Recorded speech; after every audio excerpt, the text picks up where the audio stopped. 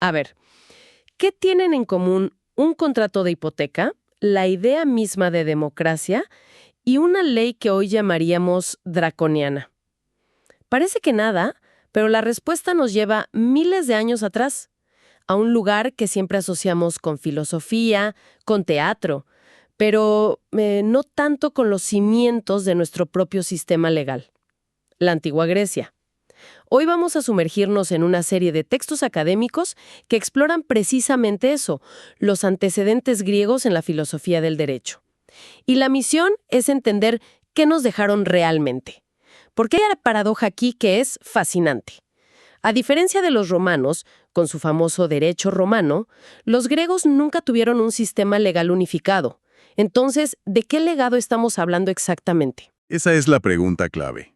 Y es lo que recorre todos estos documentos. Si cada ciudad-estado, cada polis, tenía sus propias leyes, ¿tiene siquiera sentido hablar de un derecho griego? Y la respuesta, como vamos a ver, no está en un código de leyes, sino en algo mucho más sutil. Está en una forma de pensar sobre la justicia, en ciertos procedimientos compartidos y, sobre todo, en un debate filosófico tan pero tan profundo que básicamente sentó las bases para Occidente. De acuerdo, desentrañamos eso. El primer gran punto que se desprende de las fuentes es entonces lo que decías.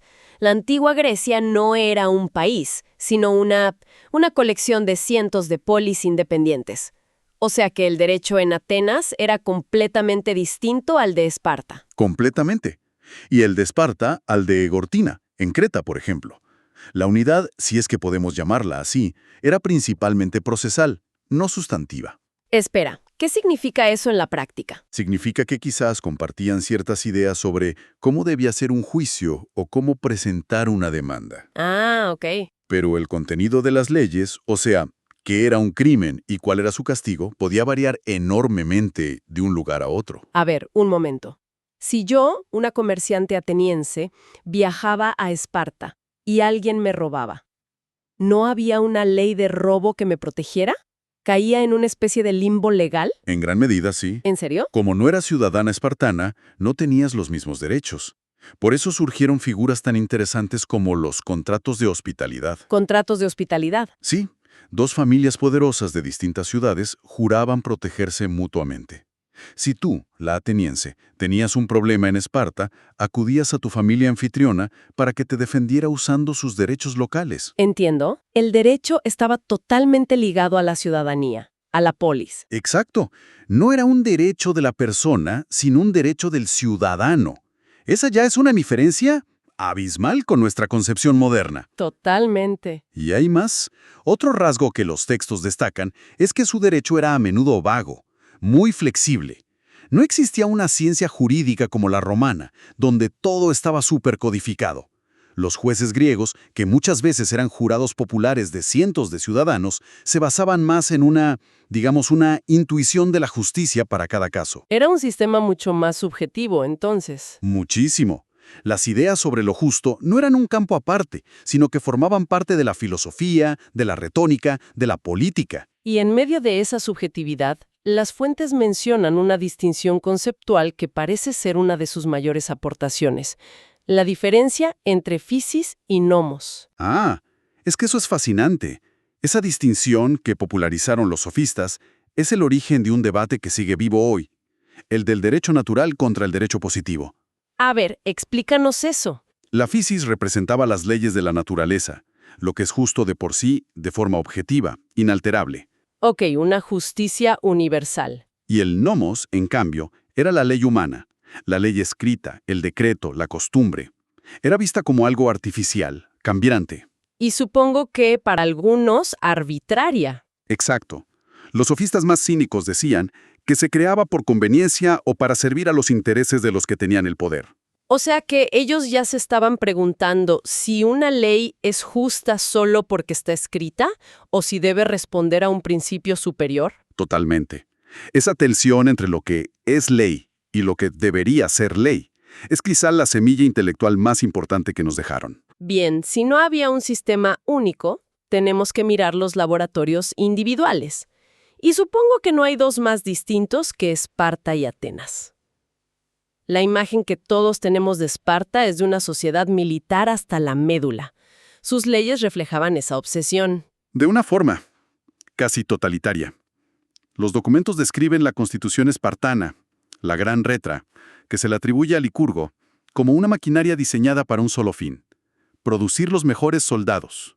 La organización del poder ya te da una pista.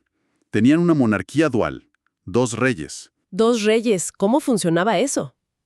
Suena una receta para el conflicto permanente. Y lo era, pero también creaba un equilibrio.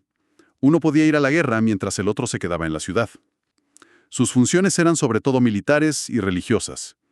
El poder real, según las fuentes, estaba en otras 2 instituciones. Por un lado, la Gerusia, un consejo de 28 ancianos mayores de 60 años, más los 2 reyes. La élite aristocrática. Exacto. Y por otro, los 5 éforos, magistrados elegidos cada año, que eran los verdaderos gobernantes del día a día. Supervisaban todo. ¿Y la gente común? ¿El ciudadano de a pie tenía alguna voz? Muy poca. Existía la APEYA, la Asamblea de Ciudadanos Mayores de 30 años, pero su función era increíblemente limitada. ¿En qué sentido? La Gerusia presentaba una propuesta y la APEYA solo podía votar sí o no, por aclamación. No había debate. Nada de enmiendas ni discusiones. Nada. Y si a los líderes les parecía que la decisión del pueblo era torcida, simplemente disolvían la asamblea y listo. Decisión anulada. ¡Wow! Pero lo que de verdad impacta de las fuentes son las leyes específicas de Licurgo que regulaban la vida privada. Son escalofriantes. Sí, es que ahí la polis lo era todo y el individuo nada. Por ejemplo, la tierra era propiedad del Estado. Se asignaba a los ciudadanos, pero no se podía vender. Para evitar la acumulación de riqueza, supongo. Para mantener la igualdad, sí. Pero las leyes más duras regían la familia. Se practicaba la eugenesia de forma sistemática. Un esposo anciano podía, y de hecho se esperaba que lo hiciera, buscar un joven guerrero para que engendrara hijos con su esposa. ¿Para qué? Para asegurar una descendencia fuerte para el Estado. Es difícil de procesar. La idea de que tu cónyuge no es tuyo, sino un recurso del Estado. Y la consecuencia más brutal de esa lógica era el trato a los recién nacidos. Un consejo de ancianos examinaba a cada bebé. Si nacía débil, enfermo o con alguna deformidad, era arrojado desde el monte Taigeto. El concepto de bien común era radicalmente distinto al nuestro. Y ese control llegaba a todo, ¿no? Mencionan que no se podía viajar. Sí, prohibido viajar al extranjero, y había muy pocos extranjeros en Esparta.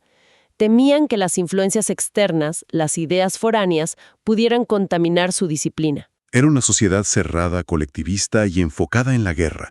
Un experimento fascinante y aterrador. Y en el otro extremo del espectro tenemos a Atenas.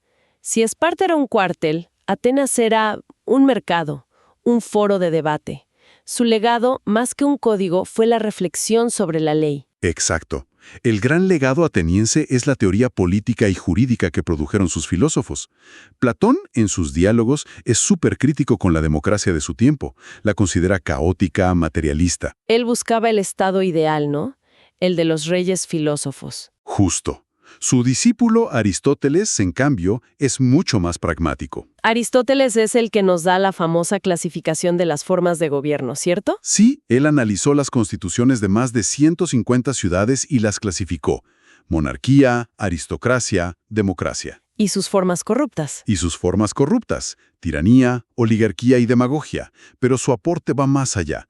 Esbozó una primitiva división de poderes, deliberativo, judicial, ejecutivo, y nos legó distinciones cruciales como la de justicia conmutativa y distributiva. Pero Atenas no nació democrática. Debió ser un proceso. Caótico. Las fuentes hablan de varios reformadores clave. ¿Quiénes fueron? El punto de partida, por allá del 621 a.C., es Dracón.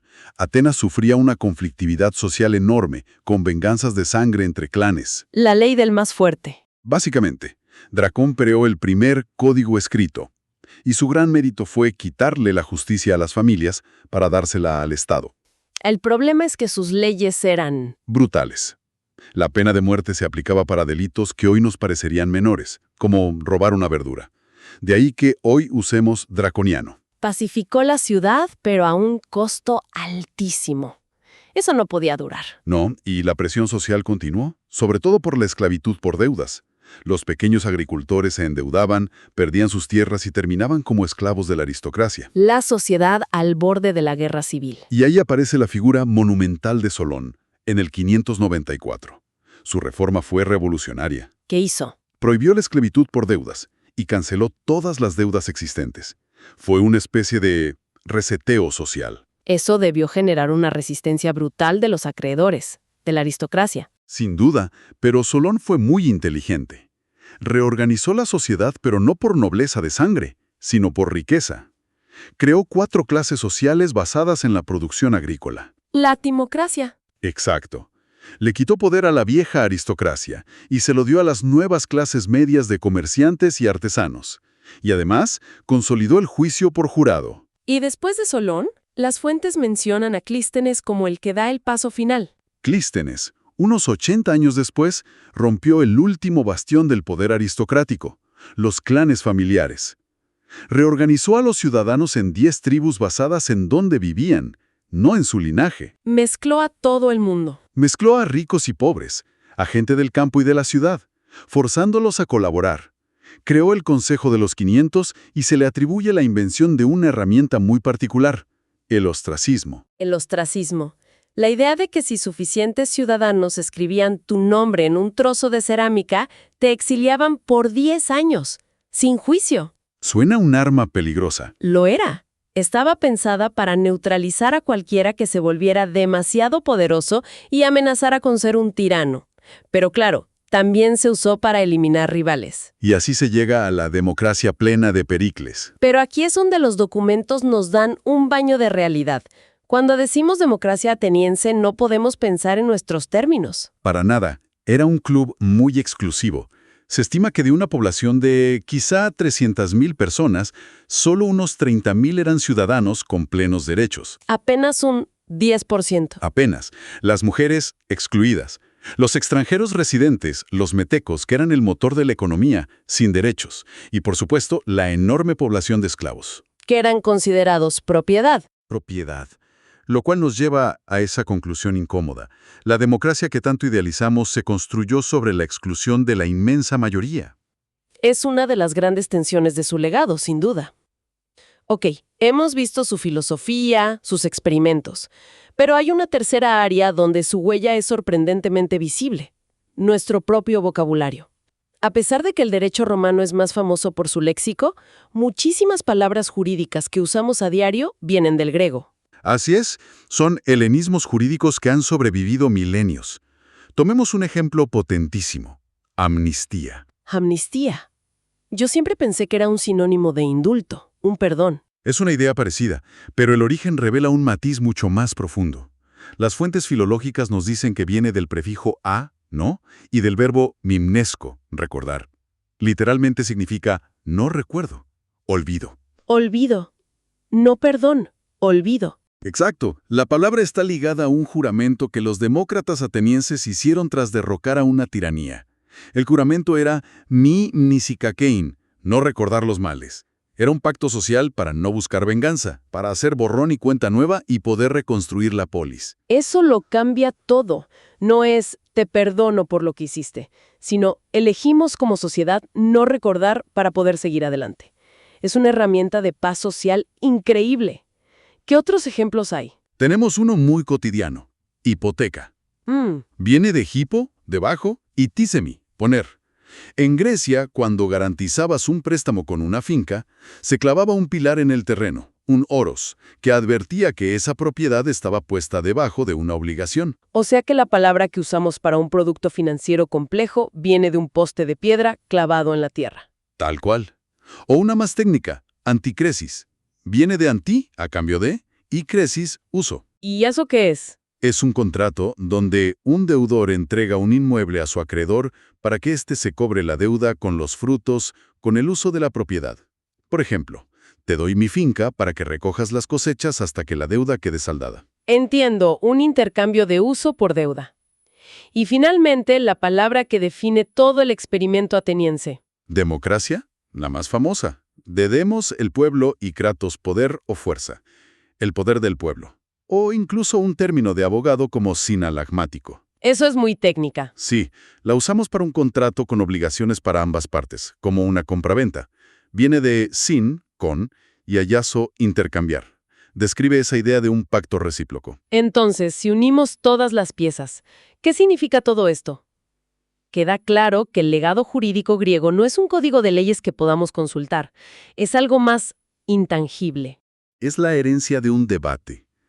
Es la idea de que la forma de gobierno no es algo dado, sino algo que se puede diseñar, experimentar. Es la tensión entre la ley natural y la ley humana. Y como vimos, su influencia es tan fuerte que sin darnos cuenta usamos sus conceptos cada vez que hablamos de hipotecas, amnistías o de la propia democracia. Y las fuentes también son muy claras en un punto. Los griegos no tienen una noción de derechos individuales, como lo entendemos hoy. La protección de la persona no venía de una dignidad inherente, sino de su estatus dentro de la comunidad, de ser un engranaje útil para el bien de la polis. Correcto. El individuo estaba completamente subordinado a la comunidad. Esa es otra de las grandes diferencias con el pensamiento liberal moderno. Lo que nos deja con una última idea para reflexionar. Los documentos señalan que para los griegos, sobre todo para filósofos como Platón y Aristóteles, el derecho no era solo un sistema de reglas, era un instrumento pedagógico, una herramienta para alcanzar la arete, la excelencia. La ley debía hacer mejores a los ciudadanos. En un mundo donde a menudo vemos la ley como un conjunto de restricciones, a veces arbitrarias, o solo como un mecanismo para resolver disputas, queda una pregunta abierta. ¿Qué pasaría si recuperáramos, aunque fuera en parte, esa visión del derecho como una herramienta no solo para ordenar, sino para educar y mejorar como ciudadanos y como sociedad?